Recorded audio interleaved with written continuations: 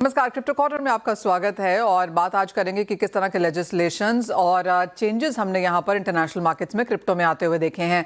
और सबसे पहले क्लैरिटी एक्ट, जहाँ पर अनिश्चितता अभी भी यहाँ पर बाजार में बनी हुई है। बिल के पास होने की उम्मीद थोड़ी सी घटती हुई नजर आई है, जिसकी संभावना 50% अब रह गई है। ये एक हफ्ते से 75% से घटकर 50% हुई है। दूसरी बड़ी खबर यहाँ पर यूरोप की तरफ से आई है, जहाँ पर हमने सख्ती बढ़ते हुए देखी है। स्पेन की सरकार ने एक सख्त कदम उठाया है। डीपी मार्केट की पहुंच ब्लॉक हुई है। पॉली मार्केट्स और काल्शी की पहुंच भी ब्लॉक हुई है। डीपी मार्केट्स यानी कि decentralised prediction markets and gambling नियमों के उल्लंघन की आशंका से ये एक कदम उठता हुआ हमने यहाँ पर देखा है। लेकिन एक पॉजिटिव न्यूज़ ये भी है कि स्टेबल कॉइन्स का इस्तेमाल बढ़ रहा है और नेशनल बैंक ऑफ जॉर्जिया ने टीथर के साथ करार किया है और यहाँ पर एक सीबीडीसी शुरू करने की यहाँ पर योजना भी बना रहे हैं। ओवरऑल अगर मार्केट्स की हलचल देखी जाए तो इथीरियम की इंस्टीट्यूशनल खरीदारी यहाँ पर बढ़ी है। BMNR ने एक हफ्ते में यहाँ पर 11,000 इथीरियम्स खरीदे हैं। बिट माइनिंग इमर्जिंग टेक्नोलॉजी है BIMN, लेकिन इसके साथ साथ हमने कुछ गिरावट यहाँ पर बिटकॉइन ETF में आते हुए देखी है। $1 बिलियन यहाँ पर पिछले एक हफ्ते में आउटफ्लोज की तरह से बनता हुआ नजर आया है, लेकिन इसका फायदा सिर्फ इथीरियम नहीं, हाइपरलिक्विड, सोलाना और XRP को मिला है। सोलाना को बड़ा फायदा एक और चीज से भी है, क्योंकि यहाँ पर रसल 3000 इंडेक्स में ये शामिल हो सकता है। तो काफी सारे पॉजिटिव्स हमने यहाँ पर ऑल्ट कॉइन्स में आते हुए देखे हैं।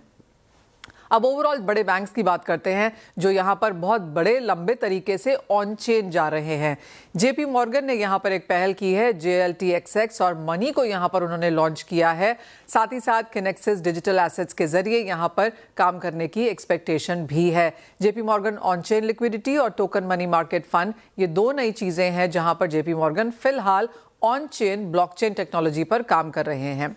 साथ ही साथ गोल्डमैन सैक्स और BNY भी यहाँ पर इंस्टीट्यूशनल निवेशकों के लिए सॉल्यूशंस लॉन्च करने की योजना बना रहे हैं और tokenise money market funds launch करने की योजना यहाँ पर भी है।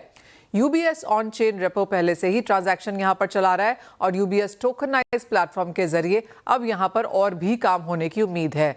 DBS बैंक और SBI भी यहाँ पर एक बड़ी पहल कर रहे हैं। नेटिव ऑन चेन का कानूनी ढांचा यहाँ पर तैयार किया गया है और डिजिटल फिक्स्ड रेट नोट्स के लिए ये इस्तेमाल किया जाएगा।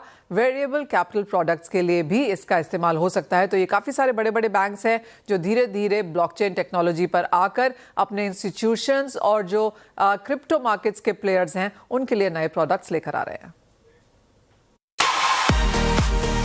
CNBC आवाज प्रस्तुत करता है crypto corner, powered by Binance.